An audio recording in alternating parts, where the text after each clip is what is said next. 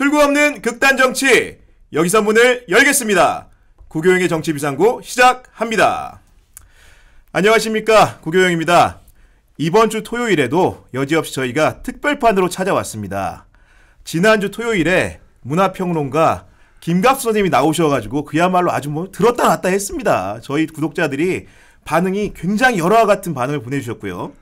평소 정치에 관한 생각을 의식의 흐름을 통해서 풀어주셨음에도 불구하고 이야기가 쏙쏙 들어왔다, 이런 평가가 많았던 것 같습니다. 오늘 모신 분 역시 정말로 기대해도 좋을 것 같습니다. 언론인 생활만 벌써 40년 이상 하신 현장 대기자, 참기자 변상욱 대기자님 모셨습니다. 네, 안녕하십니까, 변상욱입니다. 구 기자가 마이크 잡더니 뻥이 좀 늘긴 들었군요. 아니, 원래 제가 정론 집필 이렇게 객관적으로 충실하게 전달을 해야 되는데 예. 오늘도 역시나 그 원칙에 의거해서 소개드렸다는 점 저희 구독자 여러분들께 다시 한번 강조드립니다. 예, 고맙습니다. 기자님, 예. 오늘 이렇게 비상구까지 찾아주시고 정말 몸둘 바를 모르겠습니다. 저도 비상구를 찾다 보니 여기가 비상구가 됐습니다. 요즘 어떻게 지내시는지 근황을 궁금해하는 분들이 있을 테니까요. 예. 일단 왜 그런지는 모르겠는데 앞에 있는 작가분들한테 물어보고 싶은데 연락 오는 데가 없더군요. 지상파 방송에서는. 예. 케이블 지상파는 이제 연락이 안 옵니다. 연락이 안 오고 왜 안 오는지는 물어봐야 될 것 같고, 그다음에 유튜브 곳곳에서 이제 연락 오는 것 열심히 하고, 그다음에 지역을 많이 돌고 있습니다. 그렇군요. 왜냐하면 서울의 어떤 한 회사의 사무실에만 있다 보니까 지역 사정을 너무 모르더라고요. 예. 통계 속에서 지역의 실정을 갖다 알죠. 어디는 지역 소멸의 위기에 놓였다. 그다음에 공무원들 예산 줄 돈도 없어가지고 재정 자립에 쩔쩔맨다. 숫자로만 알고 있던 것인데 실제로 이제 회사를 나와서 프리랜서의 좀 자유로운 몸으로 지역을 돌다 보니까 이제 몸으로 느끼는 거죠. 몸소 체감이 되신 거군요. 그 사람들 직접 만나서 얘기 듣고, 지역이 어떤 살림살이에 어떤 문제가 있고 어떤 사람들이 들어오고 또 빠져나가는지, 지역 공부를 요새 제일 많이 하고 있고, 네. 또 하나는 도대체 세계하고 한국은 어떻게 연결되어 갈 것인가라고 하는 조금 큰 그림을 이제 좀 맘 놓고 지금 그려보고 있습니다. 왜냐하면 출입처를 갖고 기사를 쓰려면 내어 있죠. 네. 그래서 당장 나오는 아이템들 막 쳐다보고 공부하기도 바쁘니까 못했던 것들을 이제서 겨우 좀 초보자의 심정으로 공부를 하고 있습니다. 국토의 균형 발전과 세계 속의 한국 문제. 저만 해도 지금 15년 넘게 좀 기자 생활하면은 사실은 취재하고 하는 것들이 조금 벌써 지치는데, 우리 기자님 어떻게 지금 40년이 넘었는데 새로운 열정을 가지고, 그것도 전국을 아우를 뿐 아니고 또 세계 속의 한국을 생각하십니까? 그 열정 어떻게 나오시는 겁니까? 열정은 좀 아닌 것 같긴 한데, 일단은 제일 큰 거는 부끄러움인 것 같아요. 당신을 움직여가는, 밀고 가는 동력이 뭐냐라고 얘기하면은 부끄러운 거죠.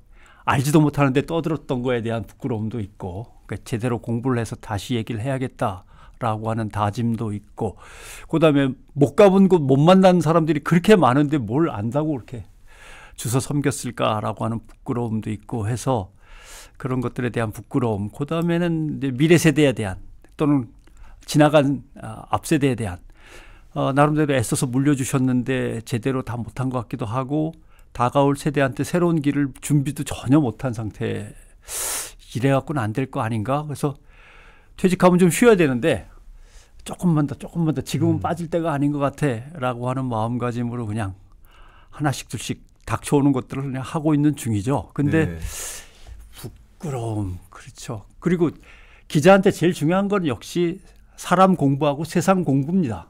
근데 덜 돼 있고 하니까 그냥 재미있기도 하고 더 새로운 걸 알아가는 게, 그래서 그 재미로 열심히 하고 있습니다. 제가 좀 더 이렇게 가다 보면 너무 진지해질 것 같아요. 서두에 좀 가벼운 대화부터 시작해보도록 하겠습니다. 지난 시간에 김갑수 선생이 빵빵 터뜨렸다는데 이라고 안 되는데 오늘 더 터질 것 같습니다. 이 질문부터 시작합니다. 우리 기자님, 제가 여러 가지로 찾아보다 보니까 놀란 부분이 있어요. 그 걸그룹을 그렇게 좋아하신다고요? 이것도 마음의 아픔이 있습니다. 한번 누구를 사랑했으면 끝까지 사랑해야 되는데 계속 갈아타다 보니까. 움직입니까? 아무튼 죄송합니다. 아이브에서 르세라핌으로 와서 이제 뉴진스로 가 있습니다. 그래서 요새 아이들로 갈아탈까 말까 좀 생각을 하고 있습니다만은 아무튼 여자 아이들 얘기하시는 거죠? 예, 여자 아이들. 예. 아무튼 그래가지고 아무튼 그래도 뉴진스 민지 씨에 대한 참 의리를 저버릴 수 없어서 아직은 버티고 있습니다. 아니 뉴진스 민지 씨가 사실 저도 헷갈리거든요. 그래요? 그 여러 사람 중에 왜냐면 그 5명 그룹인 거죠. 그렇죠. 예. 그 중에 민지 씨가 누군지 약간 얼굴 헷갈리는데 고양이 상이 아닌 강아지 상에 제일 가까운 사람. 그 다음에 이제 딱 봐도 리더 같은 사람이 이제 민지 씨죠. 그렇군요. 예. 뭔가 정의도 분명하시고. 아니 근데 이게 네. 맨 처음에 어떻게 시작됐냐 하면 딸이 H.O.T 팬이었어요. 예. 그런데 H.O.T 음반이 나오면 딸이 음반을 사달라고 그래요. 그럼 돈을 주면 되는데 기자니까 또 현장을 가보고 싶어갖고 한 음반 가게 같이 가보자. 가면 음반을 하나를 사는 게 아니고 10장 정도 산단 말이죠. 왜냐하면 오빠들 돈도 버셔야 그렇죠. 되고 이제 사재기 좀 해야죠. 친구들한테 나눠줘야 되고. 그 제가 불만을 토로했더니 아빠도 한 그룹을 골라서 마음대로 사 이렇게 됐는데 고를 게 없는 거예요. 그래서 머릿속에 떠올랐던 거는 검도장에 가서 운동하고 나와서 콜라하고 먹던 모 치킨 집의 그 CF 모델이 핑클이었어요. 핑클이요? 네. 그렇군요. 핑클의 성땡땡 씨를 이제 좋아하게 돼서. 성유리죠. 네. 최근에 좀 어려움을 겪고 있습니다. 제가 알기로는 좀. 예. 아무튼 성땡땡 씨를 이제 좋아하게 돼서 그때부터 이제 아이돌 덕후가 시작이 된 거죠. 그러니까 본업을 하시면서 평소에 틈나는 대로 관심을 갖고 하시는 거군요. 그다음에 제가 뭐 김세정 올리느라고 투표도 많이 했고. 제가 안유진 다 제가 키웠습니다. 우리 병 기자님 사실은 워낙 알려진 얼굴이기 때문에 혹시 그 권위나 위세를 이용해서 만나보고 그러신 거 아니시죠? 자주는 봤어요. 왜냐하면 아시다시피 CBS가 노컷뉴스를 운영하잖아요. 그렇죠. 네. 노컷뉴스의 연예 기사가 상당히 셉니다. 압니다. 그래서 아이돌들이 항상 배우들과 가수들이 항상 사무실에 와서 인사는 하죠. 그러면 뭐 가능한 한 일어나지 않고 체면을 지켜야 되니까 앉은 채로 이렇게 하는데 속마음은 딱 한 사람만 일어난 것 같습니다. 소녀시대의 수영 씨. 드럼 치는 모습에 반해가지고 제가 약간 덕후였었거든요. 그런데 9명이 휙 지나가는데 수영 씨가 맨 뒤에 오는데 앞에 멤버들이 별로 얼굴이 안 좋더라고요. 왜냐하면 너무 태났다. 앉아서 이렇게 하니까 우리 뭐 이렇게 다 지나가는데 마지막에 수영 씨가 오는데 벌떡 일어나고 팬이라고 악수를 하니까 앞에 멤버들이 좀 뜨악한 것 같아요. 근데 지금 들어오면 핑클의 성유리부터 시작을 해가지고 소녀시대의 그 아까 말한 수영 씨, 그 다음에 뉴진스의 민지까지 정말 보면은 자주 바꾸는 것 같습니다. 근데 자주는 아닙니다. 그래도 몇 년에 한 번씩 바꾸는 거 자주는 아닌데 요새 워낙 많은 아이돌 그룹이 등장하니까 이게 바꾸는 주기가 짧아질 수밖에 없겠더라고요. 그렇군요.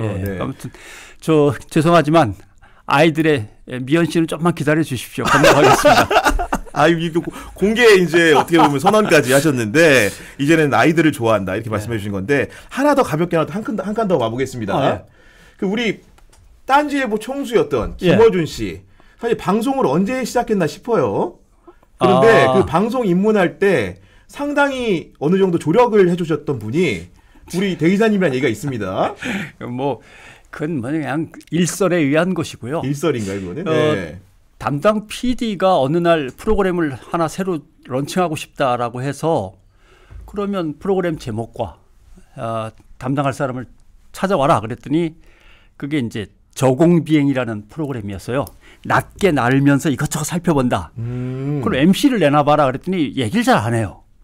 결국 제가 그때 이제 아마 부국장이었을 것 같습니다만 MC를 내놔봐라 그러니까 딴지일보의 김어준이라고 추천을 한 거군요. 그분이 자기가 추천을 하니까 결제를 해달라는 거죠. 그때 CBS 분위기는 좀 자유롭고 실험 정신이 가득하긴 했는데 그래도 기독교 자가 앞에 있는데 뭔가 이렇게 좀 이렇게 약간 날티나는 저 자유분방하기로 유명한 그다음에 그 이제 세수 안 한 얼굴로 등장하는 저 사람을 반대가 심했습니다. 처음에요. 내부에서는 반대가 심했고 그래도 한번 해보자고 하는 간부들과 절대 안 된다고 하는 간부들로 나뉘었다가 네. 한번 해보자. 안 되면 빨리 자르면 되지. 라고 시작은 했고 근데 역시 계속 부딪히고 운영은 힘들었습니다. 프로그램을 운영하는 게. 그래서 그쪽 간부들하고 자꾸 부딪히고 하니까 김어준 씨 프로그램을 제 부서가 맡을 프로그램은 아닌데 성격상 제 밑으로 그냥 갖고 와버렸죠. 아예요. 옮겨서 부서에. 그러면 부장하고 PDF 그렇죠. 트러블도 없어지니까. 그렇게 해서 그냥 지나가다가 저는 또 인사이동이 있어서 옮기고 뭐 그렇게 해서 몇 텀을 하고 김어준 씨 방송 잘 됐었죠. 예, 그렇게 하고 끝난 거죠. 그러다 보니까 결국 김어준 씨의 방송 데뷔가 제가 시켰다 그러는데 저는 아니고 PD가 잘 골라왔고 저는 사인만 하신 거죠. 제작비는 나가야 되니까. 그다음에 이제 정 트러블이 심해서 위기다 싶을 때 이제 제 밑으로 얼른 가져와서 잠시 고비를 넘긴 거 뭐 그런 정도고. 재미난 지금 사실은 그 뉴스공장이 사회에 끼친 영향력이 웬만한 방송국 못지않고 어떻게 보면 한 진영에서는 그보다 더 이상인 것 같아요. 달라진 모습 위상 볼 때마다 감회가 좀 남다르실 것 같습니다. 그렇죠. 왜냐하면 제일 중요한 것은 방송 제작에 있어서 옆 동료의 판타지를 찍어 누르거나 별거 아닌데 그래갖고 되겠어 이런 식으로 뭐랄까요 폄훼하고 이렇게 폄훼하고 깎아내리면 안 됩니다. 누군가가 판타지를 발휘하면 될 수 있는 방법은 뭘까? 그걸 이걸 고민해줘야 되는 거. 특히 윗사람들. 윗사람들 이거 보겠죠? 특히 윗사람들. 왜냐하면 자기 세대의 눈높이나 감각으로는 이해를 못해요. 그러나 이미 세상은 자기를 지나서 앞서가고 있는데 PD들은 그나마 젊어서 쫓아가는데 그걸 난 잘 모르겠는데 이러는. 특히 재벌 총수들한테 걸리는 문제가 뭐냐면 CF를 기획사가 만들면 마지막에 결제를 재벌 총수들이 하잖아요. 전무, 상무, 부사장, 사장. 뭐야 저게. 그 사람이 뭐야 저게 하면 성공한 겁니다.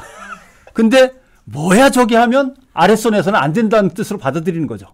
만들어놓고 못 내놓는 거죠. 엄청 잘 만들었는데 날아간 것들이 엄청 많을 겁니다. 그런 것들이랑 마찬가지인데 그래서 그때 CBS는 실험 정신이 충만했죠.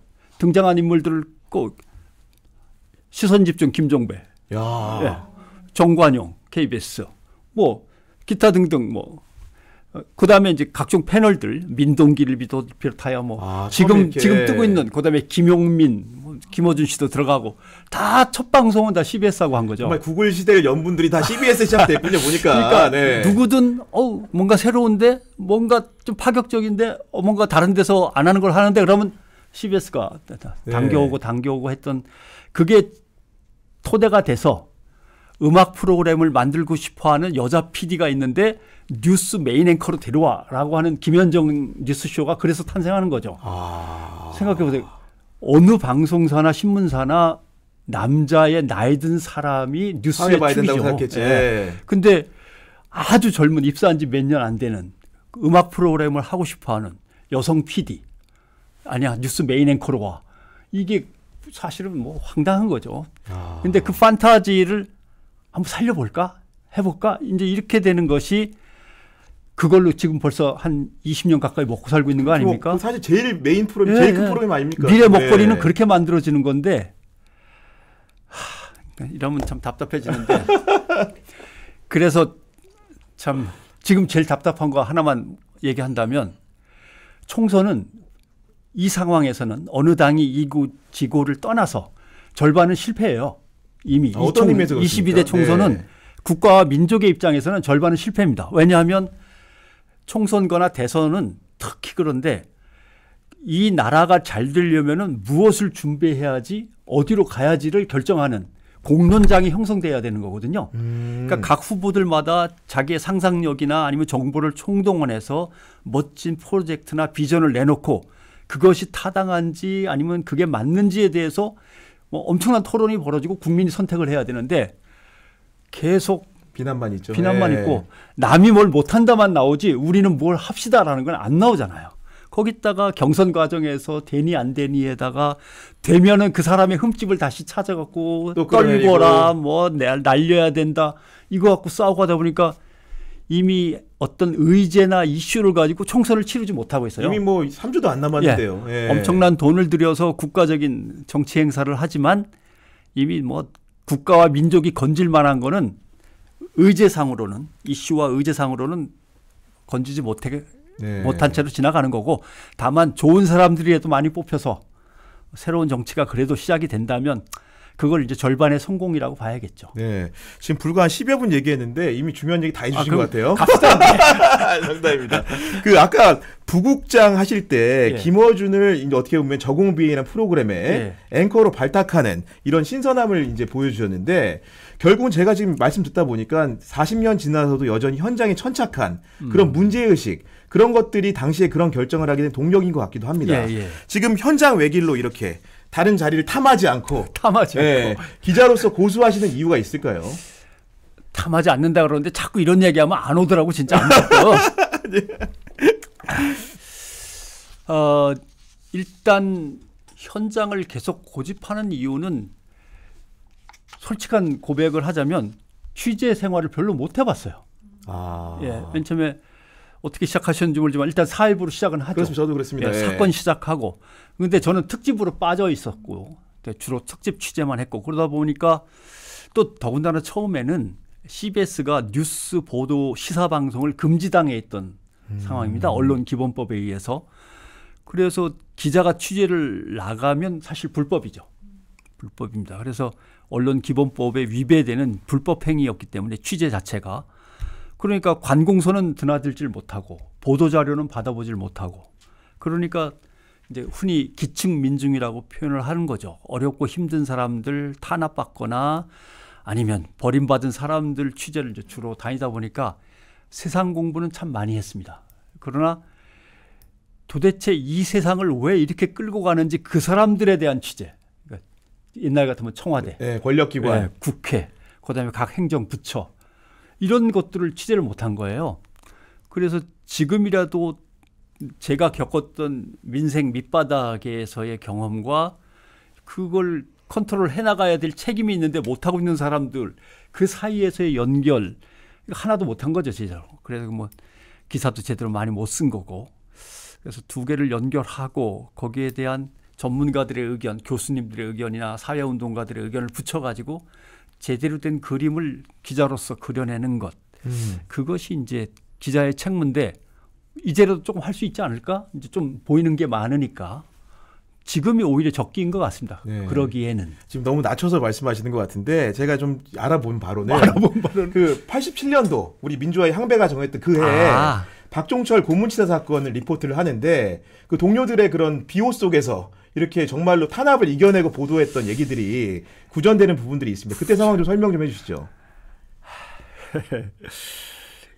아무튼 글쎄요. 뭐 옛날 얘기인데 그 CBS라고 하는 제가 속했던 조직이 시사 보도 뉴스가 금지당해 있으니까 나름대로 이제 탄압받는 방송이 된 거죠.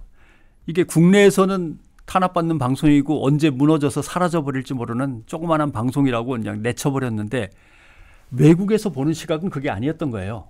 독일이라든가 프랑스, 영국 같은 데서 바라보는 시각은 필리핀의 라디오 벨리타스 같은 느낌인 거죠. 한국의 CBS. 가장 대표적인 아시아의 탄압받는 방송, 독재 권력으로부터. 그래가지고 갑자기 지원하겠다는 의사가 온 거예요. 근데 그냥 돈으로 지원하는 건 아니고 분명한 어떤 의미 있는 프로그램을 만들면 지원하겠다. 그 의미 있는 프로그램은 가진 자와 힘 있는 자들의 목소리를 전파를 통해서 국민한테 전파하는 게 아니라 국민의 목소리를 전파를 통해서 힘 있는 자들에게 역으로 전달하는 프로그램이면 지원하겠다. 이렇게 된 거죠. 그래서 그 프로그램을 만들었던 겁니다. 그랬는데 결국 시민들의 목소리가 직접 들어가는 거죠. 생방송 라이브로. 그러다가 이제 84년에 전두환으로 시작해서 이순자로 끝나는 그따위 땡전 뉴스라고 하는 이제 발언이 방송 타고 나가면서 시민의 목소리로 시민의 목소리로 그래서 연결한 죄로 이제 다들 또 함자체 필화를 겪고 그러다가 또 뭐 필화를 계속 겪다 보니까 좀 나가 있어라라고 했는데 86년에 그래서 유럽 파견 근무를 나갔습니다. 본의 아니게 본의 아니게 나가신 거네요. 그때가 금강산 댐 사건이 있고 건국대 사태 있고 막 그럴 때입니다. 그리고 크리스마스를 보내고 느긋하게 휴가를 지내고 들어왔으면 좋은데 마음이 급해요. 왜냐하면 내 나라는 지금 시끌벅적하고 사람들이 쓰러지고 대학생들은 뭐 잡혀가고 이런 상황에서 유럽에서 따뜻하게 보낸다는 게 너무 좀 마음에 걸려서 들어와 버렸어요. 들어오자마자 박종철 고문치사 사건이 터진 리포트를 거죠. 준비해서 예. 하신 거군요. 그래서 2시간짜리 방송을 준비했는데 이제 준비를 하고 방송을 시작하려는 찰나인데 갑자기 이제 간부들은 절대 못 나간다. 아니 허락을 해놓고 왜 못 나간다는 거냐. 너무 위험하다. 안 된다. 다친다. 그래서 이제 음악을 잔뜩 준비하고 들어오더라고요. 2시간 동안 음악 틀겠다고. 예, 방송 대신. 그러나 우리는 양보할 수 없습니다. 라고 뭐 옥신각신하는데 2시 시작이거든요. 2시 한 5초 전까지도 싸웠던 것 같아요. 네, 옥신각신. 근데 이쪽에는 음악이 걸려 있고 이쪽에는 특집 방송 시그널이 걸려 있고. 근데 엔지니어가 용기를 내더라고요. 나는 결제가 되어 있는 운행표대로 방송을 진행할 수밖에 없다. 하면서 특집 방송을 올렸어요. 그랬더니 간부들이 그 엔지니어를 덮치면서 방송을 내리는 찰나죠. 다시 또 우리가 덮쳐가지고 간부들을 들쳐업고 밖에다 내다 버리고 문을 걸어 잠궜는데 회사 측에서 마스터 키가 있으니까 문을 잠궈봤자 소용이 없죠. 그렇죠. 계속 열겠죠. 그래서 예. 이제 캐비넷과 의자 같은 걸로 다시 바리케이트를 치고 그러고 이제 방송을 시작했죠. 그래서 그때 이제 방송을 지휘하던 사람은 나중에 한겨레 신문으로 가셔서 사장을 하셨던 고이범 사장. 또 한 사람 PD는 CBS 사장을 했던 한국연 사장. 그다음에 이제 저 셋이 이제 담당을 했고 한참 방송을 막 밖에서 아우성 치는데 뭐 알게 뭐야 하고서 방송하다가 이렇게 보니까 서무직에 있는 여성 직원들까지 다 올라와서 도와준 거예요. 스크럽을 예. 짜고 있더라고요. 야, 정말 이게 예, 방송직뿐만 아니라 일반 사무직 직원들까지. 그게 어떻게 보면 그런 것들이 가능하게 했던 힘이죠. 그래서 방송을 뭐 한 1시간 20분 정도 하고 그러고 뭐 또 내일이면 또 잡혀가겠지 뭐, 뭐 그러던 시절이죠. 아니 얘기를 듣다 보니까 솔직히 말해서 소름이 돋고 약간 전율이 왔는데 정말 그때를 상기하면 더 그러실 것 같아요.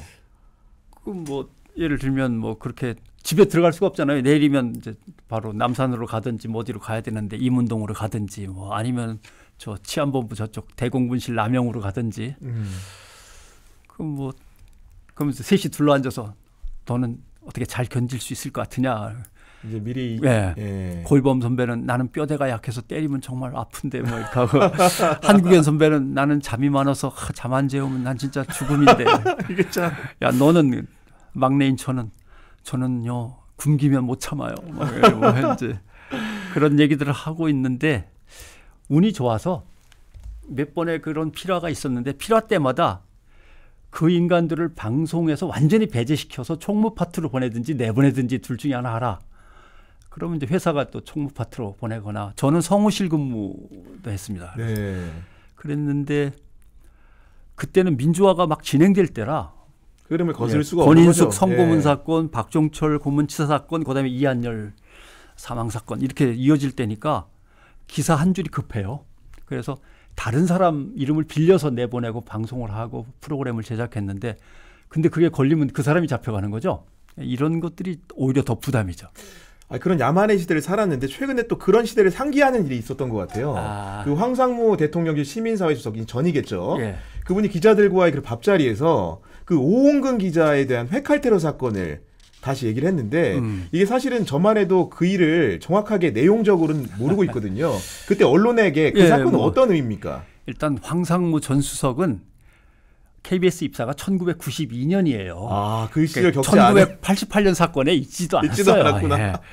1988년 사건에 시경 시청 그다음에 검찰청을 이제 막 돌고 있을 때인데 네. 끔찍한 사건이긴 사건이었는데 뭐 그건 끔찍하다는 건 당연한 건데 1960년대 박정희 정권 시대에는 많이 때렸습니다. 퇴근길에 기다리고 있다가 회사에서 나서는 순간 보도를 하면 예, 잡아채다가 골목에서 두들겨 팬다든가 아니면 남산 데려가서 때린다든가 뭐 해갖고 때리고 이제 내보내고 때리고 내보내고 하는 일이 비일비재했죠. 그래서 두들겨 맞고 회사로 돌아오고 퉁퉁 부어서 이런 일이 이제 벌어지는 건데 대표적인 게 아마 1968년인가요? 동아일보 편집국장 직무대리 하던 변영권 직무대리 고인 되셨습니다만 아마 그분이 계셨는데 군인들이 대문을 폭파해 버렸어요. 집 대문을. 아, 그 뭐 기폭 장치 이런 걸 해가지고요. 뭐 화약을 썼겠죠. 예. 그런 거예요. 아, 그러니까 본인을 잡아다가 때릴 것이냐, 아니면 아예 더 겁을 주려면 가족이 있는 곳으로 가서 거기서 뭔가를 저질러 버릴 것이냐. 예. 이러던 건데 그게 이제 1969년, 70년을 기점으로 없어집니다. 슬슬. 왜냐하면 군사 쿠데타를 일으켜서 계엄령을 진행하다가 계엄이 끝나고 그다음에 이제 민주공화당이라는 자기들의 정당을 만들죠. 그 정당을 만들어서 그게 자리를 잡아요. 자리를 잡고 나니까 이제는 그렇게 뭔가 직접 얼른 끌어다가 때릴 게 아니라 시스템에 의해서 이제 네, 다스릴 수 있는. 다스릴 수 있다. 네. 특히 데려다가 수사해서 혐의를 뒤집어 씌워갖고 감옥으로 보내면 되는 거거든요. 그 다음부터는 강제 연행 조사가 많지 때리는 일은 좀 줄어들었습니다. 네. 그러고 전두환 정권으로 들어서서는 언론사를 한 6분의 1, 7분의 1로 줄여버리고 기자들도 당연히 한 1,500명 정도 안팎으로 강제직 당하고 그다음에 이제 관리에 들어가는 거죠. 그리고 나서는 언론사에 엄청난 특혜를 베풀죠. 왜냐하면 기자는 언론사는 6분의 1로 7분의 1로 줄었고 그때는 3조 호황 시대니까 돈은 엄청나게 벌리고 나라가 그러니까 막 언론사마다 광고가 쏟아 부어지던 때죠. 그런 상황에서 지금 이제 이제 마무리로 그런데 갑자기 민주화가 87년에 됐는데 88년에 그 사건이 벌어지니까 이거는 1960년대 중반으로 돌아가는 거예요. 다시 그 물리적 폭력을 가하던. 네, 그러니까 그때 기자들이 얼마나 충격이겠어요. 문민화가 됐다는데 도로 1960년대로 돌아가면 근데 황상무 전 수석은 경험을 해보지 못했으니까 그런 얘기를 하는 거죠. 팩트도 다 틀려요. 무슨 압구정 현대 아파트, 청담동 3익 아파트인데 그런 것도 모르고 이게 정말 혼 좀 나야 될 것 같습니다. 정말로. 예. 참 아무튼 뭐. 네, 그런 건데 근데 결국은 근데 대통령실이라는 어떻게 보면 권력의 정점에 있는 자리에 있는 사람이 그것도 이제 백주대나를 쉽게 얘기해서 기자들의 그런 얘기를 유머러스하게 던질 수 있는 시대가 됐다는 것 자체가 어떻게 보면 되게 지금 정부의 그런 언론관 혹은 언론을 대하는 태도를 보여주는 것 같아서 현업에 있는 기자들도 사실은 굉장히 의식이 되거든요. 좀 어떻게 생각하십니까? 그러니까 좀 이제 어떻게 보면 그런 자리에까지 오른 사람이라고 말할 수도 있고 반대로 뒤집어 보면 그런 자리에 올랐기 때문에 할 수 있는 말이기도 해요. 이걸 뭐 본인을 만나서 인터뷰를 해봐야 되겠습니다만 일단 대통령부터가 권력 중독에 지금 빠져 있어요. 그러니까 아슬아슬하게 이긴 사람일수록 중독이 심해요. 마치 자기가 모든 것을 한꺼번에 쟁취한 것처럼 뭐 치열하게 싸웠으니까 그런 어떤 도취에 빠지는 건 뭐 충분히 이해가 가는데 그러다 보면 어떤 일이 생기냐면 자기가 알고 있는 게 전부인 걸로 생각해요. 자기가 전해 들은 게 가장 최근 거라고 생각을 한단 말이죠. 그러면서 정책 결정에 그걸 집어넣어 버려요. 니들은 그거 몰라. 내가 더 잘 알지라고 하는 거죠. 그러다 보면 최고 권력자에게 집권 초기에 대들지 못하잖아요. 그럼요. 레임덕이면 좀 뭐라고 바른 말도 좀 하지만 그러니까 예 맞습니다 라고 넘어가면 중독이 심해지죠. 그러면 제일 가까운 사람부터 중독이 번져요. 이걸 대통령 부인이라고 뭐 딱 얘기하기는 뭐하지만 그것 때문에 지금 국가적으로 유사현상이 나타난 거고 지금 혼란이 벌어지면서 논란이 벌어지는 거죠. 그러니까 대통령 가까운 순서대로 중독이 이제 번지는 거죠. 대통령을 가장 가까이서 모시는 시민사회 수석이니까 당연히 권력 중독에 빠져서 그런 말이 쉽게 나왔을 거다 생각을 하는 거죠. 그리고 어떻게 보면 기자들한테 잘 쓰쇼. 기사를 잘못 쓰면 옛날에도 이런 일이 있었어 라고 얘기하는 게 아니라 너 MBC 누구? 네, 지명을 하잖아요. 그러니까 다 처리가 됐는데 니들만 말썽이야 라는 뜻인데 그건 뭐 누가 봐도 언론 탄압이고 이것은 사태로 끝날 일은 사실 아니죠. 그 과정에 대해서 의도가 뭐였냐를 분명히 하고 언론에 대한 취재 방해 내지는 탄압 이것은 뭔가 따로 조사를 받아야 될 상황이기도 합니다. 이어서 말씀을 드리면 결국은 선배께서 걸어온 실도 보면 권력을 감시하는 역할이 언론의 본령이지 않습니까? 예. 근데 결국은 아까 황상무석의 발언이나 그에 대한 언론들의 그런 대응들을 보면 사실 그날도 14일에 그 MBC 그 자사가 보도를 했고 예. 사실 몇몇 언론이 보도를 못했어요. 그런 상황이 이어지다가 주말을 기점으로 해서 커진 걸로 보이는데 시민적 반응 속에서 결국은 이게 우리 언론 현주소를 돌아볼 때 그런 본연의 기능들을 제대로 하는 언론들이 그만큼 적어지고 있다. 예. 뭐 이런 평가도 시민사회에서 받을 수 있을 것 같습니다. 당연히 지금까지 언론이 비판받고 있는 그 연장선상에 놓이게 되죠. 근데 이제 특징을 보면 두 가지로 나뉘죠. 진보 정권이 장악하면 언론을 어떻게 상대하느냐면 언론계로 봅니다. 언론계. 언론계가 뭔가 좀 바로 잡혀야 되는 거 아니야? 이런 식으로 하죠. 대표적인 예를 하나만 들면 김영삼 대통령 정부에서는 갑자기 언론인 간부들 재산 조사를 하겠다는 거예요. 재산 공개를 해라. 당신들도 맨날 헤쳐먹는 것 같은데 얼마나 헤쳐먹는지 국회의원 장관들하고 한번 같이 해보자. 이게 이제 김영삼 정부 때 흐지부지 됩니다만 김대중 정부 때는 아예 세무조사를 세무조사했죠. 합니다. 예. 받아보신 지 오래됐죠 하면서 세무조사가 들어왔죠. 그래서 실제로 언론사 회장들이 잡혀가기도 하고 다 기억하시는군요. 근데 이제 노무현 정부 들어서면 언론 선진화 방안 했고 기자실 함부로 이렇게 우리는 그때 일본 말로 땅꼬라고 합니다만은 담합해가지고 기자단끼리 잘 먹고 잘 살지 말고 오픈하시고 모든 언론이 다 들어가서 인터넷 언론사까지 다 들어가서 동등한 대우를 받는 게 맞소. 말도 안 되는 소리.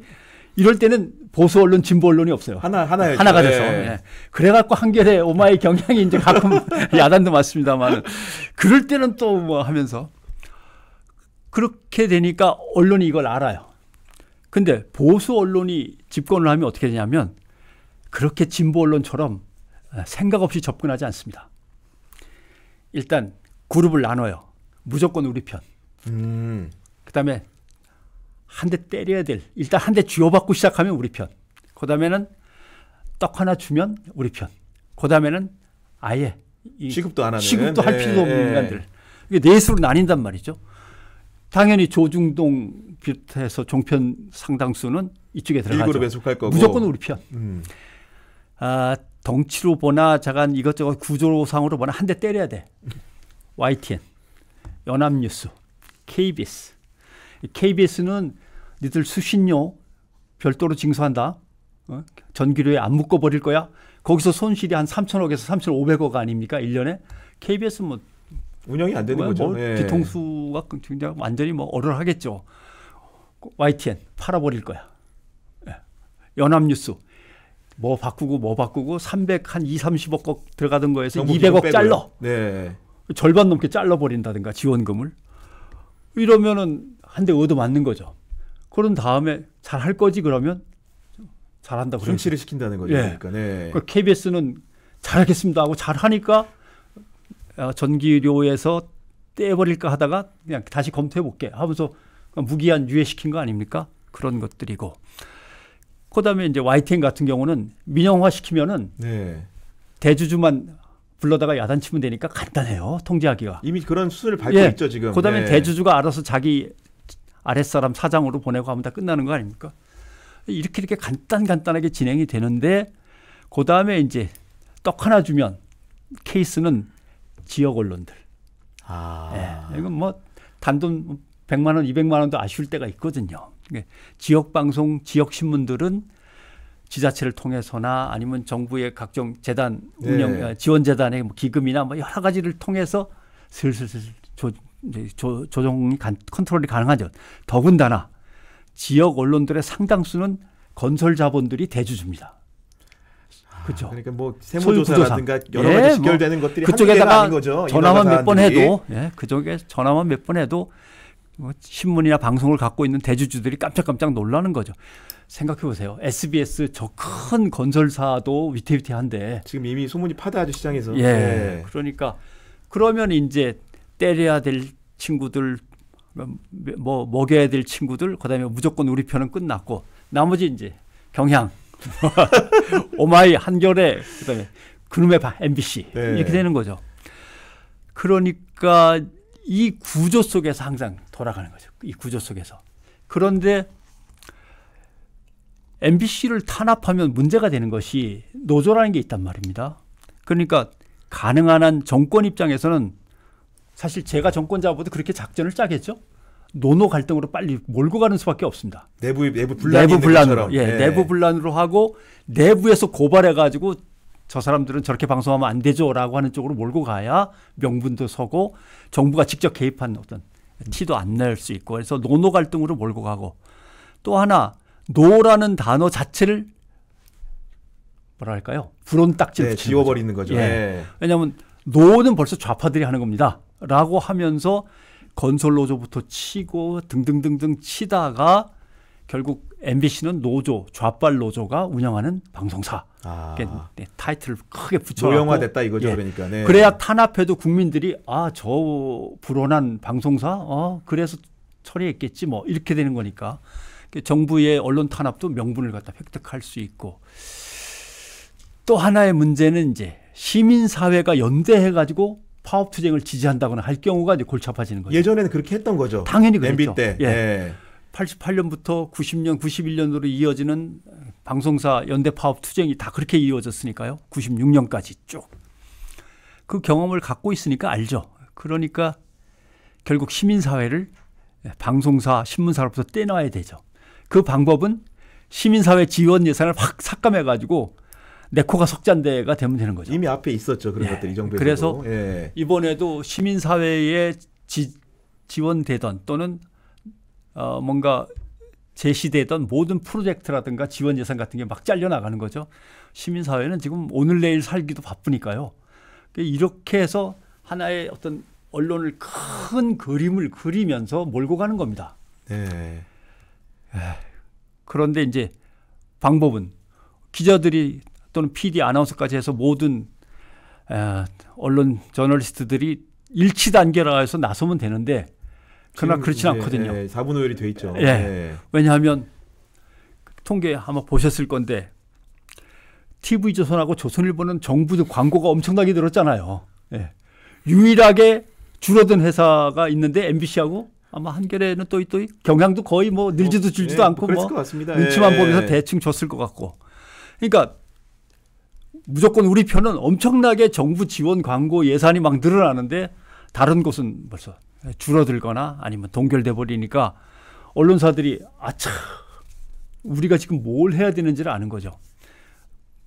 이러니까 언론의 대동단결은 뭐 이루어지지 않고 시민사회도 지원하기가 참 난감하고. 거기다 하나 더 얹어진 것이 평소에도 이제 언론인이 정치에 진출하는 데 대해서 어떻게 보면 비판적인 시선을 견지해 오셨는데 이번에 보면 그 국민의 미래죠. 비례대표 명단을 보니까 노조법 위반으로 대법원에서 유죄 확정이 된 김장경 전 사장이 굉장히 당선권 순번도 받았습니다.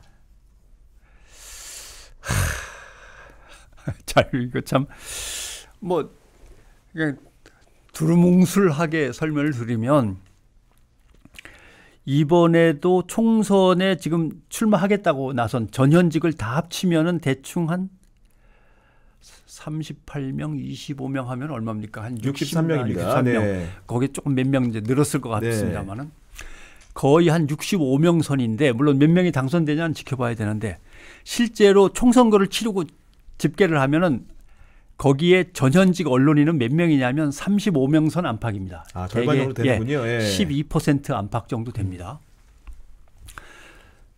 그런데 이제 문제는 이걸 뭐 실명들을 거론할까 봐 자꾸 조심을 합니다만 뭐 적당히 하셔도 될 것 적당히 같습니다. 하죠. 문제는 이걸 우리는 폴리널리스트라고 불렀습니다. 언론사에서 권력을 감시하던 역할을 하다 정치 권력으로 건너갔으니까 당신은 폴리널리스트 아니냐. 강령상 그런 것은 좀 삼가야 되는 건데 참나. 아니면 6개월, 1년 전에 미리 나가든지 이 정도로 이제 비난만 하고 끝나는 건데 근데 그게 그 상황이 안 된 거예요. 왜냐하면 제가 예를 들면 어느 정치적 성향을 갖고 있다고 찍혔어요. 근데 반대편 집권이 이루어졌다. 그럼 저는 인사발령에서 떨려나겠지. 짐을 싸고 나가면 됩니다. 반대로 저 반대 진영에 있던 사람은 또 반대 정권이 들어서면 짐을 싸겠죠.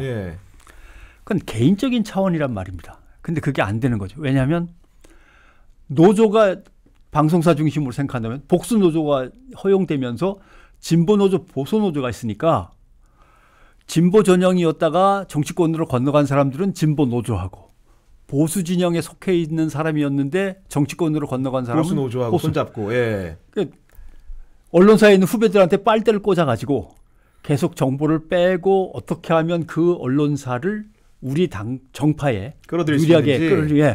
계속 정보가 오고 가고 방법론이 오고 가고 하면서 엄청나게 신속하고 정확하게 예리하게 방법들을 끄집어낸단 말이죠. 그러니까 이 폴리럴리스트 문제가 이제는 개인의 문제, 외부의 문제가 아니라 구조 전체의 문제이자 내부의 문제로 바뀐 거예요. 해결할 방법이 없습니다. 옛날 같으면 저는 그냥 이렇게 얘기만 하죠. 나가려면 좀 미리미리 나가든지 나갔으면 되돌아오지는 제발 말고. 이제는 그 경계가 완전히 허물어진 거죠. 한 라인이 생겨버린 거 현직과 전직 사이에. 네. 한 라인이 생긴다다가 들락날락 그렇게 하게 된단 말이죠. 자, 이걸 어떻게 풀었으면 좋겠는가. 참 어려운 문제 같습니다. 어려운 문제입니다. 그러니까 기자협회, PD협회 뭐 등등등 성명 내고 뭐 하고 하지만 방송이 다 모여서 머리를 맞대고 새로운 강령을 만들어야 되는데 또 하나의 문제는 그러면 유튜브에서 맨날 정파적으로 떠드는 사람은 저널리스트가 아닙니까? 아니, 그러고 보니 그렇네요. 영향력은 더 강한데 그러면 그 사람들은 저널리스트로서의 영향력과 위세를 갖고 활동은 하되 그런 강령에 대해서는 전혀 개념치 않는다. 그럼 그걸 어떻게 할 거냐? 이 모든 문제를 다뤄야 되는데 지금 못 다루는 거죠. 말씀하신 그 구조적인 부분들을 좀 승화시켜 생각을 해보면 이번 선거 현장에 승화시키면 결국 선거라는 건 또 보도를 통해서 또 치열하게 다투는 측면이 있지 않습니까? 이번 선거의 경우에도 보면 여러 가지 프레임들이 작동을 하는데 그때그때 국면마다 언론이 큰 역할을 합니다. 아마도 이제 그 기자님 같은 경우에도 현장에 있으면서 그런 갈등이나 고뇌는 참 많으셨을 것 같아요. 예. 사실은 이건 좀 명백하게 설명을 드리려면 수치를 대긴 대야 되는데 수치를 대야 될지는 잘 모르겠습니다만은. 네. 근데 이제 간단하게 얘기하면 하나만 대볼까요? 하나만 대주시죠. 국민의힘 친윤, 뭐 친윤 이런 단어가 들어가면 왠지 기분 나쁘죠. 정파적으로 또는 이렇게 당파적으로 싸우는 것 같은 느낌. 시키니까. 국민의힘 친윤 이렇게 하면은 기사가 일정 기간 동안 이제 조인스에서 검색한 기사가 198건이 예를 들면 나왔다. 그러면 민주당의 친명 이렇게 하면은 1,500건으로 늘어납니다. 아, 친윤보다 친명 보도량이 많다는 거죠? 그렇죠. 뭔가 그 당에는 파벌이 있어갖고 좀 싸워, 갈등이 있어 이런 뉘앙스를 주게 돼 있는데 10배 차이가 나는 거 아니에요, 거의? 그다음에 국민의힘 반윤 이렇게 하면 52건입니다. 근데 반윤이 좀 없어요. 없기는. 많지는 않으니까. 민주당의 반명 더 많을 것 같습니다. 뭔지. 177건 이렇게 되는 거고 민주당 친명 비명 갈등하면 346건. 그럼 국민의힘 친윤 비윤 갈등하면 8건. 이런 비율로 나온단 말이죠. 다만 국민의힘이 여권이고 대통령이 나름대로 임기가 좀 많이 남았기 임기가 때문에. 많이 남았고 반윤이라고 하는 세력은 뚜렷하게 사실 잘 없기 때문에 뭐 이렇게 나오는 건 당연하지만 그러나 기사의 건수를 보면 너무 티가 나는 거죠. 또 예를 들면 이런 것도 있습니다. 임종석 컷오프 갈등 이렇게 하면은 602건. 김성태 국민의힘 쪽에서 중진이니까 옛날에 원내총무 출신이고 컷오프 갈등 83건.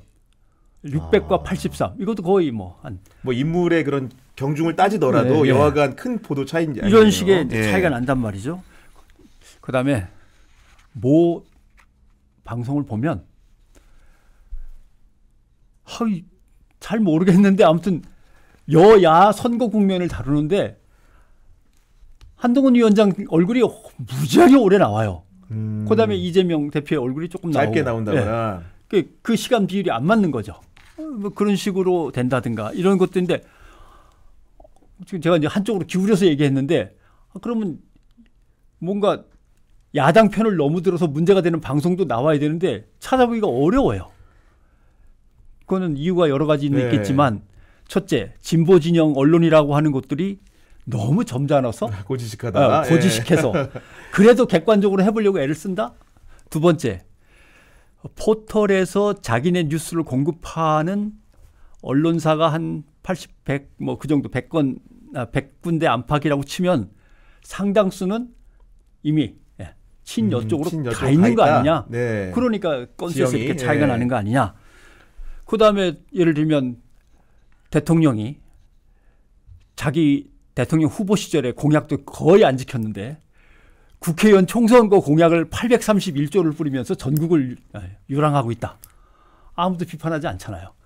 7개더라고요. 지난번에 세보니까. 그런 경향, 한겨레, 오마이, 프레시안 뭐 아까 말했던 이게 뻔한 거예요. 네. 네. 그러니까 100여 개 중에서 7개는 왜 그렇게 대통령이 직접 총선 공약을 뿌리면서 선거법을 위반하는 거 아닙니까? 라고 지적을 하는데 지적 안 하는 언론사가 90개라면 이걸 어떻게 해야 되나? 아까 기자님 말씀하신 대로 그 뭔가 진영별로 그 보도 편향 격차가 좀 있어 보이는데 근데 또 선거방송심의위원회라는데 저는 개인적으로 이제 지면 매체를 다니기 때문에 이런 위원회가 있는지도 잘 몰랐어요. 근데 관심을 가지고 보다 보니까 또 법정 제재 건수는 또 특정 언론사에 또 몰립니다. 이게 이거 어떻게 받아들여야 됩니까?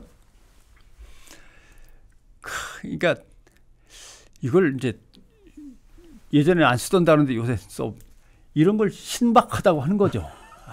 정말 신박합니다. 왜냐하면 예전에 언론을 탄압하면 개입적인 탄압이 있었습니다. 데려가 때리든가 그 언론사를 없애버리든가 그다음에 흡수적 탄압이라는 게 있어요. 그 언론사를 흡수해버려요. 흡수는 물론 주식을 갖고 오는 수도 뭐 있고 민간에서 할 수도 있는 거고 뭐 여러 공적 그다음에 방법이 자기 사람들을 다 사장으로 앉히는 수도 있고 간부들을 확 자기 사람으로 바꾸는 수도 있고 개입적인 탄압과 흡수적인 탄압이 있는데 이제는 외부 기관을 통한 탄압이 이제 생겨버린 거죠. 그게 가장 독립적이고 공정해야 될 방송통신위원회, 방송통신심의위원회.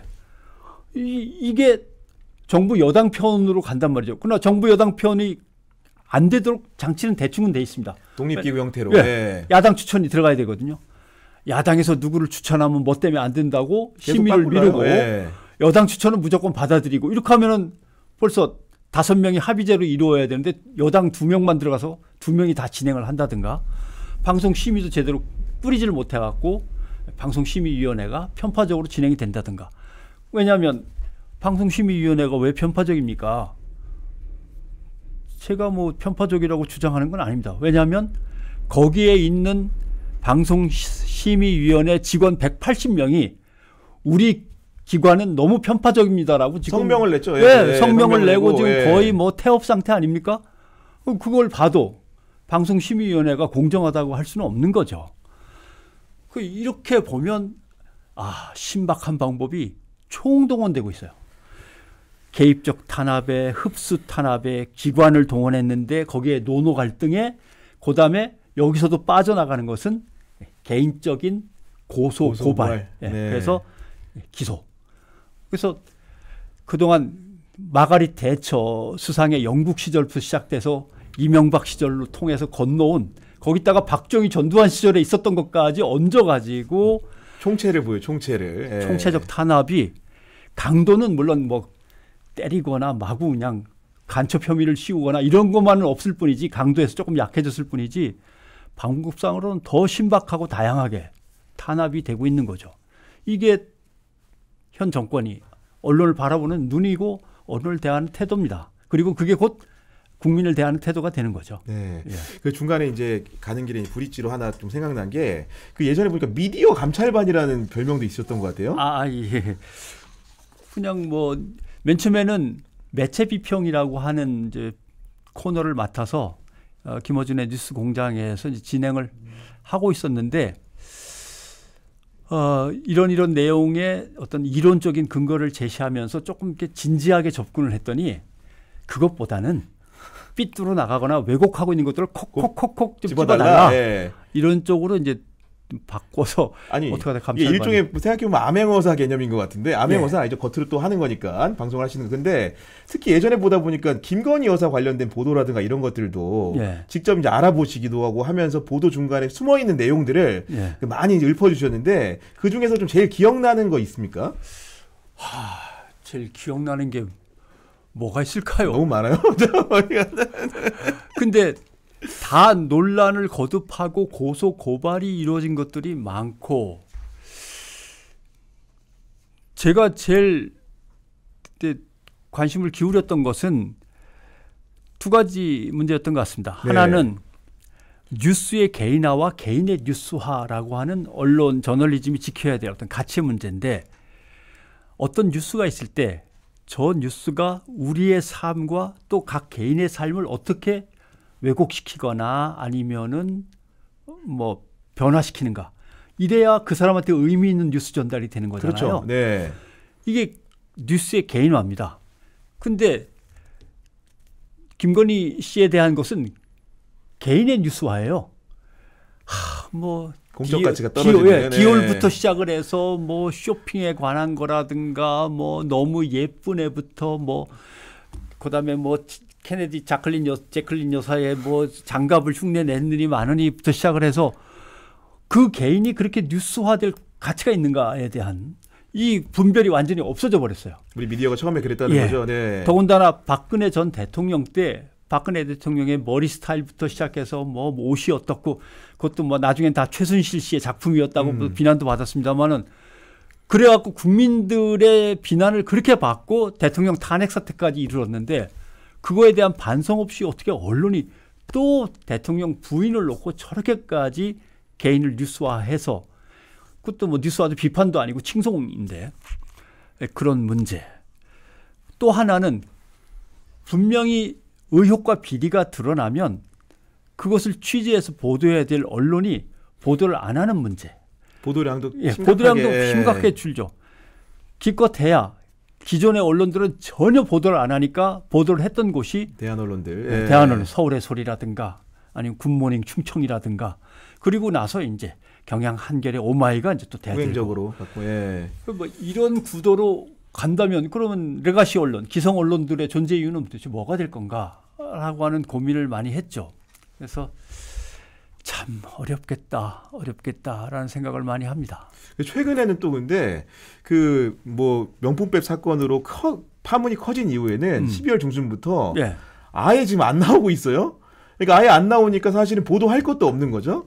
어떻게 보면 선거 때는 조용한 게 좋다라는 정부적 판단이 있기 때문인 것인지 또 보도량이 예전에는 정권 초반에는 현저히 많다가 지금 현저히 사라진 또 상황에 와 있습니다.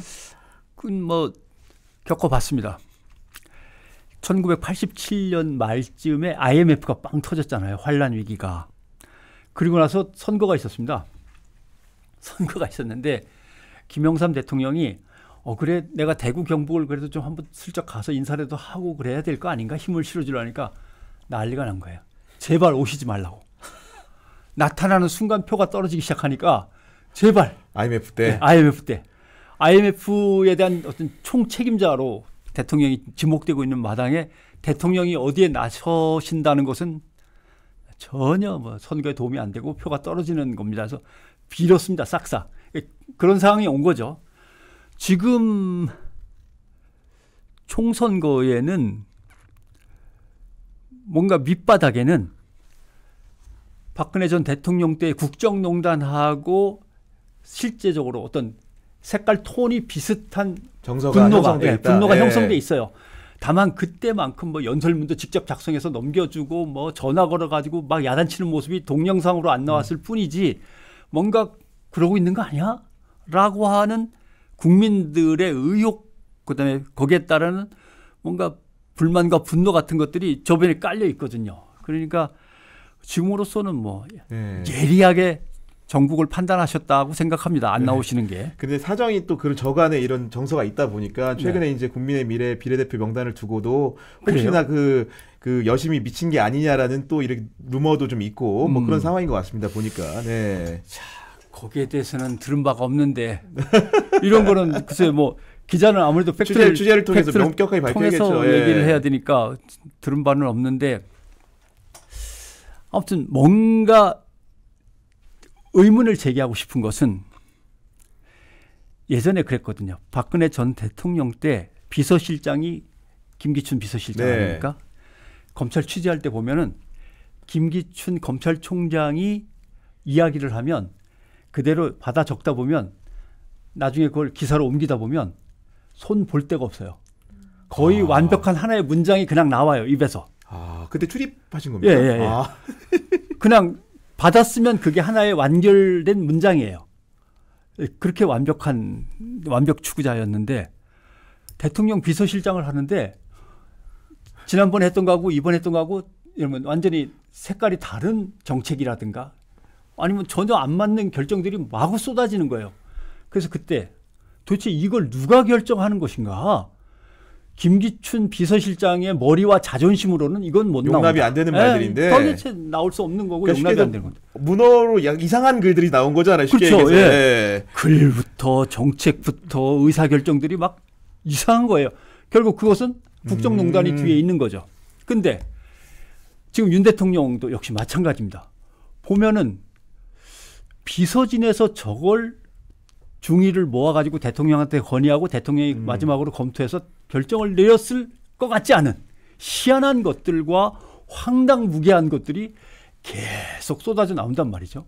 그다음에 저렇게 하면 비난을 살 게 뻔한데도 막 무작정 밀고 가는 거. 저게 누구의 머리에서 나왔는가. 근데 그 관료들, 장관들이나 장관 밑에 있는 차관, 차관복급들은 국장급들은 예전에 늘 그 행정을 해오던 사람들이라 일탈하기 어렵죠. 네. 그렇게 바보 같은 엉뚱한 짓은 못 저지릅니다. 차마 양심이 있지. 그러면 그건 도대체 어디서 오느냐. 대통령을 둘러싼 어떤 비선 지식인 그룹, 전문가 그룹이 있겠지. 근데 전문가는 또 전문성이 있어야 되는데 전문성도 또 떨어지는 것들이 쏟아져 나온단 말이죠. 그거는 다른 데서 들어오는 루트다. 그럼 다른 데는 어딘데? 저는 천공이라고는 믿고 싶지 않습니다. 네. 천공이 전달하고 싶으면 대통령한테 전화를 걸겠습니까? 못 걸죠. 감이 어서 전화를 걸겠습니까? 그러면 중간 뭔가가 있다. 매개체가. 그럼 매개체는 부인인가? 이렇게 의혹이 드는 수밖에 없고 그거는 대통령실 기자들이 취재를 해야 됩니다. 예. 누가 이렇게 하는지를. 도대체 의사결정과 정책 결정 과정에서 제일 입김이 센 사람은 누군가? 그건 청와대 아니면 대통령실에 들어가야 본 사람이 아는 거지 그걸 누가 알겠습니까? 저도 말씀 공감하는 게 그 언론에도 보도가 됐습니다. 저희 방송에서도 말씀하신 부분이 있고 패널이 지난주 토요일에 그 이제 그 황수석과 그다음에 이제 그 이종섭 대사의 귀국 문제를 놓고 거취를 가지고 비서실장하고 정무수석이 관저로 갔다는 거예요. 갔다. 가서 이제 말 그대로 이제 시중의 여론을 전했겠죠. 이렇게 하는 게 좋겠다. 근데 우리가 아다시피 주말간에 나가라는 말을 안 했거든요. 들어오란 말도 안 하고. 그 의사결정 자체가 말 그대로 그 참모들이 가서 진언을 하는 과정이 있었는데 결국은 여당이 원하는 대로 의상이 결정이 된 건 그보다 한참 뒤라는 거죠. 그렇기 때문에 아까 말씀하신 것처럼 인해 장막이 분명히 좀 있는 것으로 보인다. 황상무 수석에 대해서 아까 상당히 좀 깎아내리는 발언을 했습니다마는 이렇게 언론사에서 우리가 근무를 해봤으니까 내가 말실수를 해서 이 정도로 파장이 커지면 아유 그만둬야지라는 생각을 당일부로 할 겁니다. 당일부로. 아마 황상무 수석은 맨 처음에 제가 내려가겠습니다 했을 거예요. 당연합니다. 근데 밀고 가라는 얘기를 누군가가 해갖고 계속 밀다가 커지고 여당에서 균열이 있으니까 안 되겠다는 결정을 다시 했겠죠. 그러니까 그 과정 속에서 누가 개입한 거냐가 이제 문제가 되는 거죠. 근데 대통령이 또 이렇게 황상무 수석을 이렇게 맡길 만한 처지는 아니에요. 그런 문제. 그 다음에 이제 전해 들은 얘기라 제가 팩트를 확인 못해서 참 말씀드리기는 난감하지만 이쯤에서 부인과 관련된 일이나 국정이 어지러운 거에 대해서 대국민 사과를 한 번쯤 하고 넘어가는 것이 총선에 도움이 되고 여당이 조금 입지가 나아지겠습니다라고 진언을 했다는 거죠. 그랬더니 단칼에 자르고 내보냈다는데 문제는 그 다음인 것 같습니다. 이것도 확인이 잘 안 되는데 확인을 좀 해보려고 그래도. 비서실장하고 이제 비서진들을 모아서 얘기할 때 아까 그 인간들 말이야 하면서 야단을 치면서 마치 저거 바꿔버려야 되는 거 아니야 라는 투의 질책이 나왔다. 이런 얘기도 있습니다. 그러니까 결국은 잘 안 먹히는 거죠. 주위에서 충원을 하지도 못하는, 해도 안 듣고 하지도 못하는 이제는. 그럼 포기하는 거죠 사실은. 네. 그래서 총선 결과에 따라 바로 레임덕입니다. 잘못하면. 그래서 그런 초조함이 여당에도 나오는데 사실은 조중동 보수 언론들조차도 이제는 초조해서 못 견디는 거죠. 네. 그러니까 요새 사설이나 이런 거 보면 굉장히 경고하고 있죠. 경고하고 있죠. 동아일보가 맨 처음에 발을 빼더니 이제는 조선까지도 발을 빼는 상황이죠. 그렇습니다. 네. 조금 약간 결이 다른 얘기로 좀 넘어가 보겠습니다. 그 한국 교회에 대한 취재를 정말 많이 해오신 것 같아요. 저도 이제 저서를 좀 보고 놀랐는데 그 교회 관련 책이 상당합니다. 예. 그것은 한국 교회도 한국 언론하고 똑같이 욕을 먹는 처지여서 참 난감합니다. 그러니까 제 인생은 실패한 인생이에요. 왜냐하면 여지껏 40몇 년을 기독교적인 영성과 사회에서 속에서의 저널리즘 이 두 개를 어떻게 연결시켜 볼까? 양심과 신앙 양심과 저널리즘은 어떻게 매칭이 될까? 이것을 이제 고민하면서 추구해 왔는데 교회는 교회대로 타락해, 언론은 언론대로 망가져.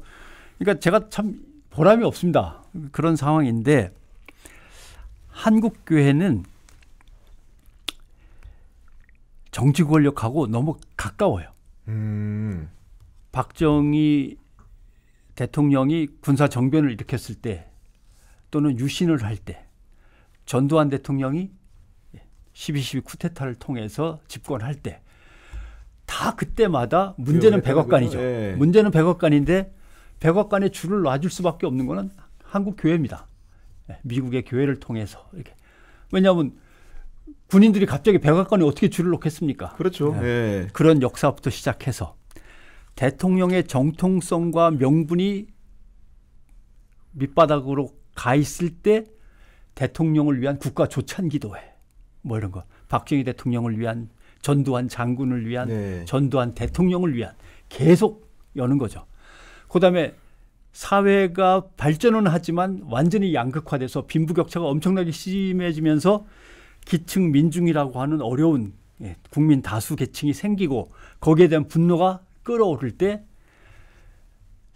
전 민족의 복음화, 자기 삶에 만족하면서 성공을 위해 열심히 노력하면 다 성공할 수 있는데 기도 열심히 하면 다 성공의 길이 열리는데 이러면서 기복주의 신앙이라고 하죠.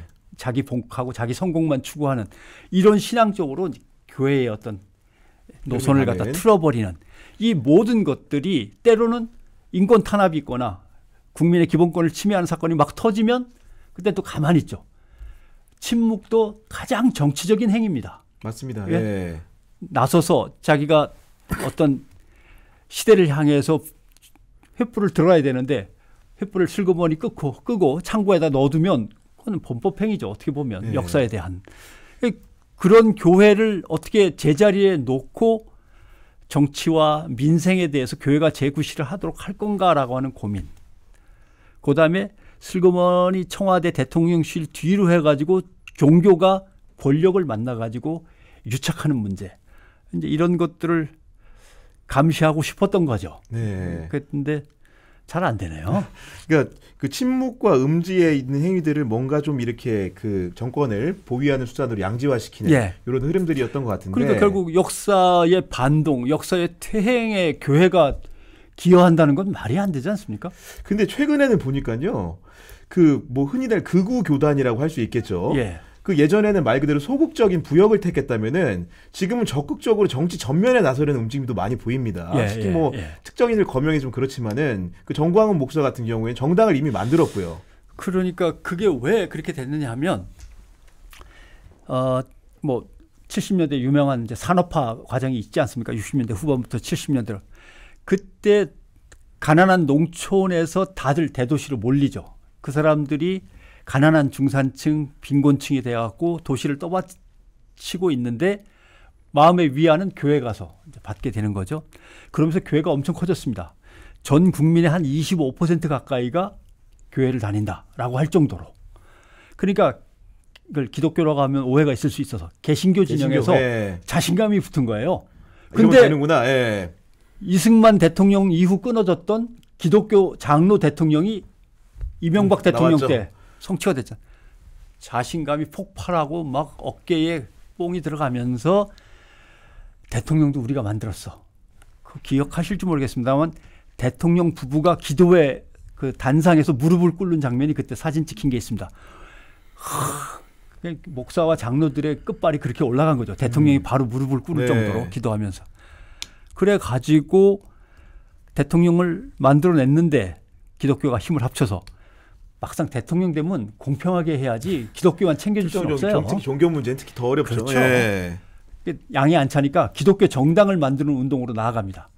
뭐 25%의 국민이 기독교인이면 개신교인이면 당선시킬 수 있다. 또 아직 뭐 3% 넘기는 건 일도 아니고 10%도 문제 없어 했는데 안 되죠. 예, 계속. 근데 그때 모든 보수적인 대형 교회가 다 참여를 합니다. 목회자들이.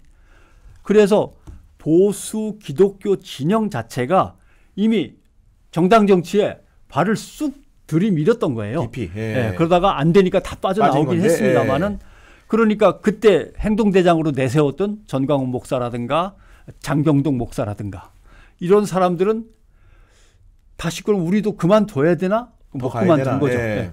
극우의 길을 택해서 지금은 자유통일당으로 이제 당을 차린 거죠. 자유통일당이 지금 황보승희 의원을 비례 1번으로 영입을 했고 원내 정당이 되다 보니까 이 효과가 뭐냐면 지금 갤럽 조사에 지지율 조사에 들어갑니다. 들어갑니까? 네, 왜냐하면 원내 정당이기 때문에 현역 의원을 가지고 있잖아요. 그래서 지표가 나오는데 오늘 이번 조사에서는 얼마 나왔어요? 0%인데 이게 0%? 지난 조사엔 잡혔어요. 그러니까 아마도 이제 그 집단이 표본이 달라질 수도 있고 한 건데 최고까지 올라왔던 게 제가 기억을 한 2.67%입니다. 네, 그러니까 3%에 몸이 쳤군요. 네. 지금 한다 그래도 교회들이 다 손을 떼서 손절했는데 근데 사실은 교회를 다니지만 진보 보수로 이렇게 치열하게 싸우는 상황에서 중간에 아무 그 목사가 하는 당이니까 찍어준다라고 하는 숫자는 잘 안 나올 겁니다. 근데 오늘 또 보니까 야심차게 또 밝혔어요. 네. 그 기호 비례대표 2번으로 2번. 누군지 들으셨습니까? 못 들었어요.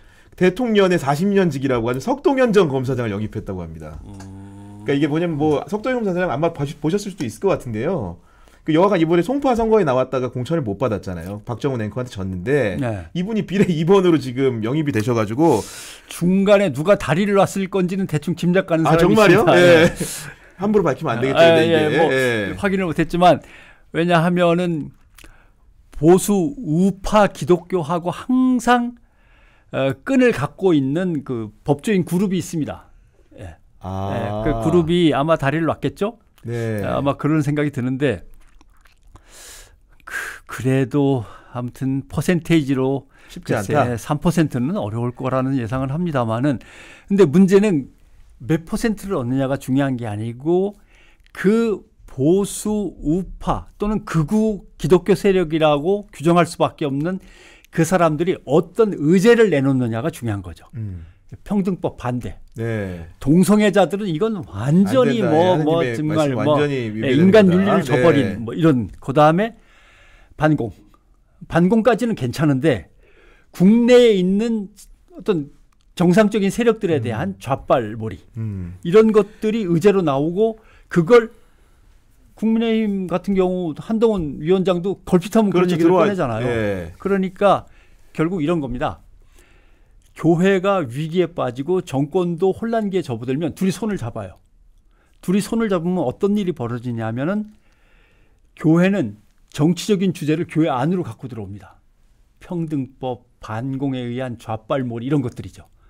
그래가지고 교회 안에서 퍼뜨려요. 그러면 정치는 교회로부터 뭘 갖고 오냐면 교조주의를 갖고 옵니다. 교리에 어긋나면 목숨을 걸고 반대하는 거. 네. 그러니까 정치라고 하는 것은 어떤 통합과 화합 또는 소통의 예술인데 못을 딱 박죠. 네. 그건 안 돼. 죽어도 안 돼. 이렇게 되는 거죠. 그러면 한쪽 당이 그러면 저쪽 당도 다 그렇게 올라가죠. 결국 종교와 정치 권력이 손을 잡으면 정상적인 어떤 서로 나쁜 것만 배우네요. 긍정적인 것보다는 부정적인 게 훨씬 더 확 도드라지죠. 아니 진짜 말씀해주신 내용이 맞는 게 석동현 전 검사장이 오늘 이제 영입 출마의 변 이런 걸 내놨는데 딱 그렇게 했습니다.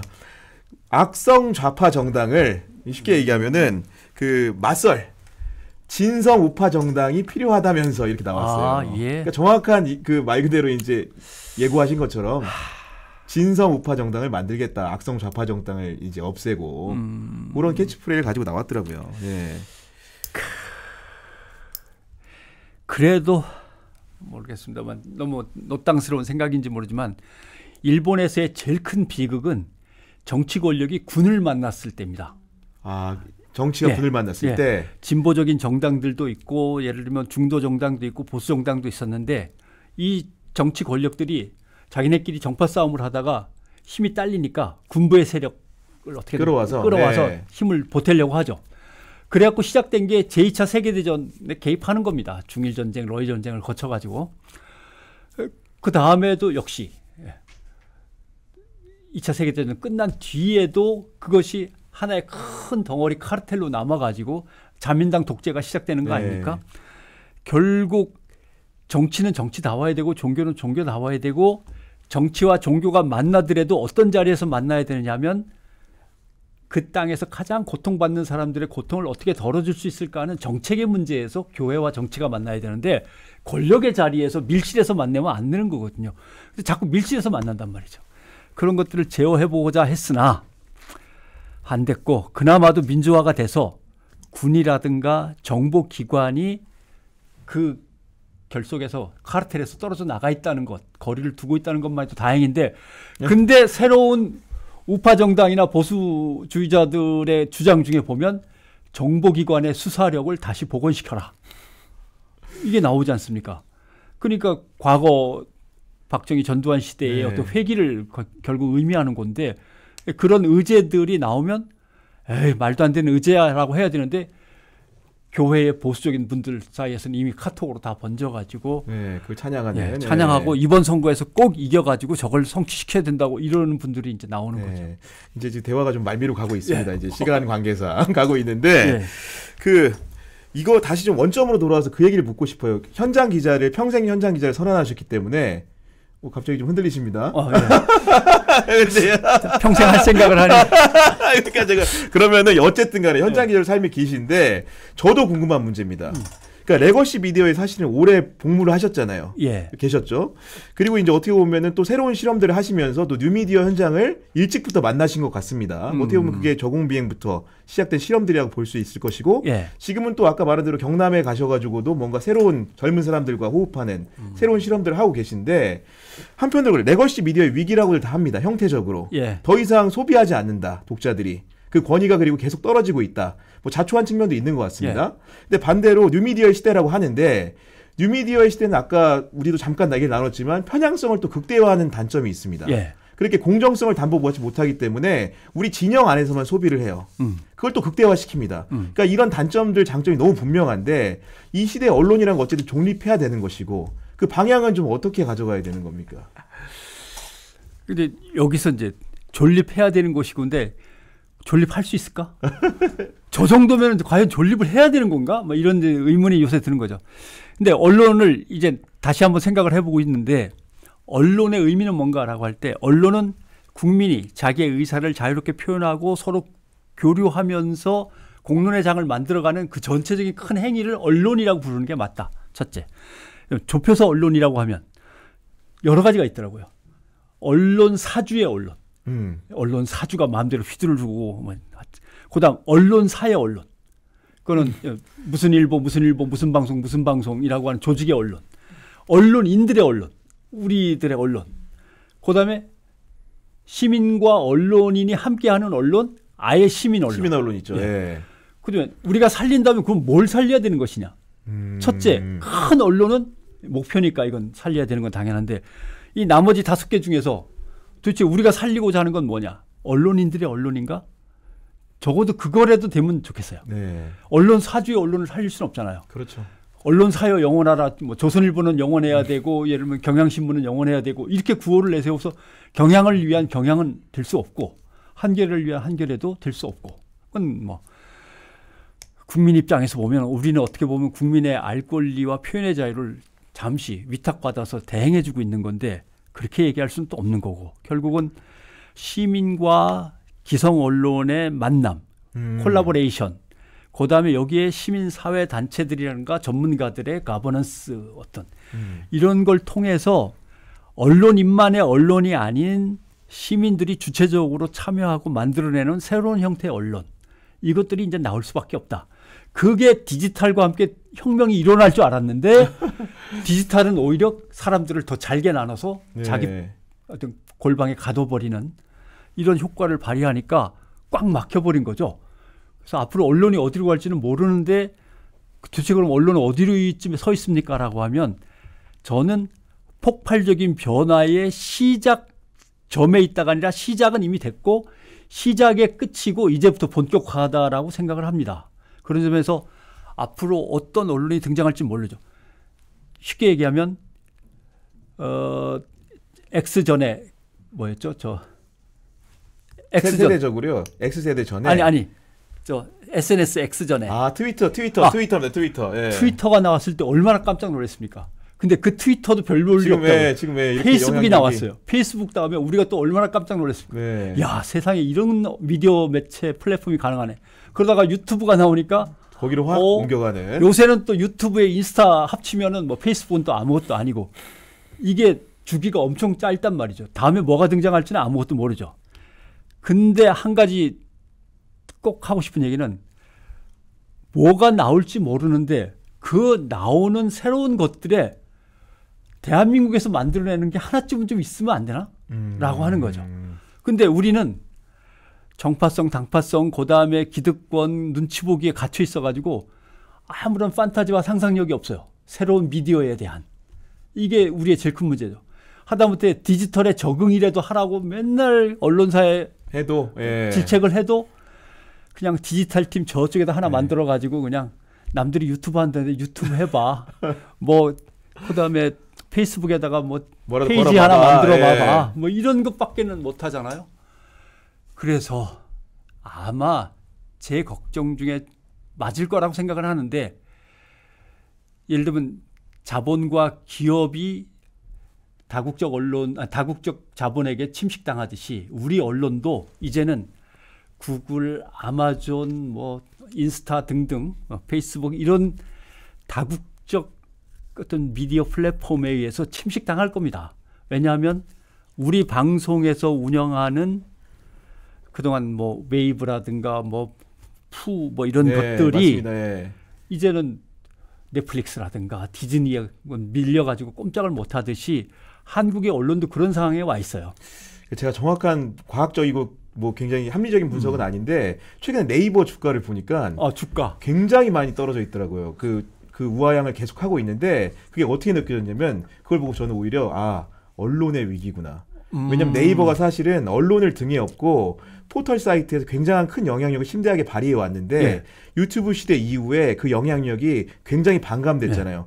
그 하염없이 속절없이 하향하는 주가가 이게 바로 사실은 우리 언론의 현실을 보여주는 게 아닌가. 더군다나 우리 언론은 네이버에 어떻게든 우리 뉴스가 한 번이라도 더 뜨게 하려고 포털 안에서의 경쟁 갖고 그냥 목을 맸던 건데 그게 무너지면 뭐 우리의 기반 자체도 무너지는 거죠. 그러니까요. 그런 생각이 좀 들었고 정말 마지막으로 하나 질문만 드리도록 하겠습니다. 이게 정치 방송이기 때문에 정치 방송입니까? 선거 얘기를 아예 일절 안 하고 갈 수 없습니다. 이게 최근에 보면 조국 혁신당 그 흐름이나 그 추세가 굉장히 무섭습니다. 아까 제가 네이버 주가 떨어진다 그랬는데 여기는 정반대 그래프예요.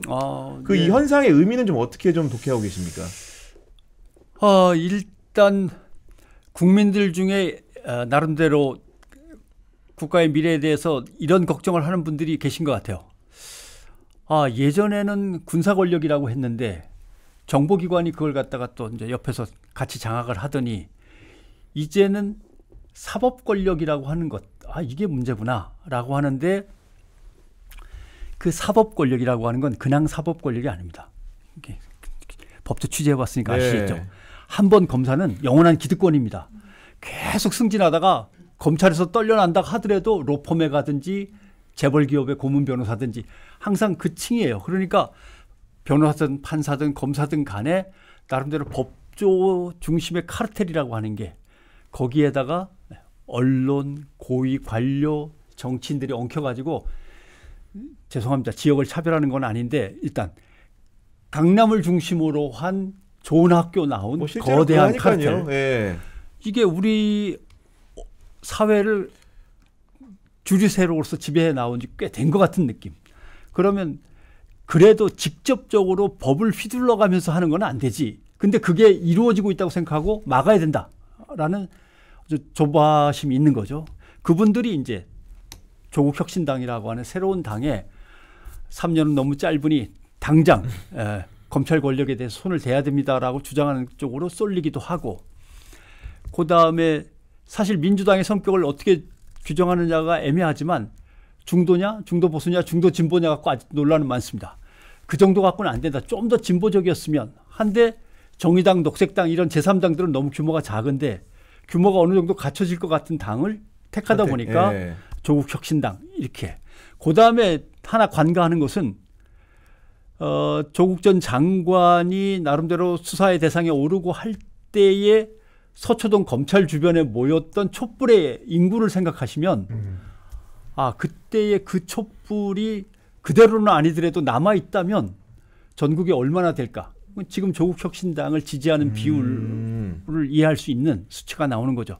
다만 하나의 정당은 국민들한테 새로운 방향과 의제와 미래를 비전을 제시하면서 커나가야 되는데 일단은 너무 단기적인 되자마자 바로 검찰 정권에 대한 어떤 혁파 또는 탄핵에 돌입하겠습니다라고 하는 단기적이고 강렬한 의제를 가지고 정당을 만들고 정당을 원내에 진출시켰을 때 그 이후에 이것들을 실천하고 또 미래 비전을 제시하면서 앞으로 어떤 정당으로 커나갈 거냐라고 하는 데 대해서는 아직은 조금 의문이 있습니다. 왜냐하면 모인 사람들이 그런 전문성과 비전을 가지고 뜻을 같이 해서 모인 게 아니고 단기적인 목표 때문에 일단 모였다고 친다면 나름대로 섀도우 캐비넷을 짜서 그것대로 준비를 해야 하는 거죠.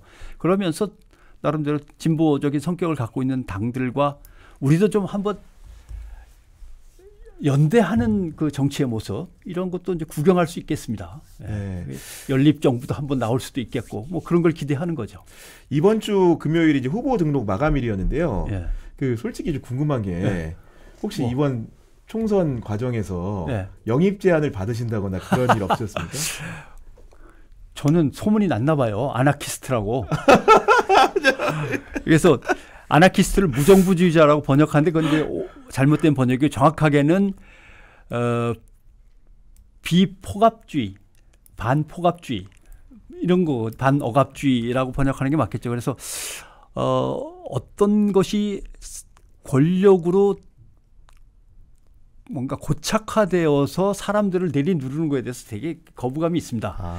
이거는 그냥 한 개인의 어떤 특질 내지는 취향이라고 이해를 해 주셨으면 좋겠고 그런 취향을 가진 사람은 고쳐서 못 씁니다. 그러니까 아나키스트인 걸 이제 많이들 아시니까 뭐 이제는 그런 거 없습니다. 알겠습니다.